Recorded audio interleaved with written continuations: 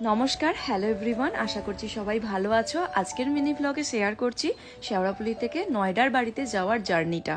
অর্ঘ্য দুটো trolley bag নিয়ে আগেই রওনা দিয়েছিল, চেক ইনের জন্য লাইন দিচ্ছিল। আমিও এখানে একটা ট্রলি ব্যাগ নিয়ে নিয়েছি। এখন প্রায় 7:30 বেজে গেছে।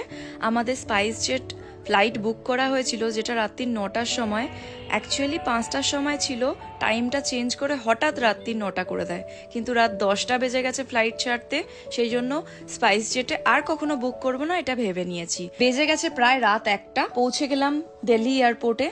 এটা টার্মিনাল 3 বা T3। এখানকার ভিউটা খুবই সুন্দর, তোমাদের সাথে তাই ভিডিওতে শেয়ার করলাম। কিছু সেলফিও নিলাম। অর্ঘ্য পৌঁছে গেছিল লাগেজ কাউন্টারের ওখানে, যেখানে লাগেজ দিচ্ছিল। অনেক লেট হয়ে গেছিল লাগেজ নিতে নিতে, আরও আধ ঘন্টা লেট হয়ে গেল। এরপর এখানকার ভিউটাও শেয়ার করলাম, খুব সুন্দর ড্র করা রয়েছে। তারপর ক্যাব বুক করে নয়ডার ফ্ল্যাটে ফিরতে বেজে গেল প্রায় রাত্রির 2:30। খুব হেকটিক জার্নি ছিল।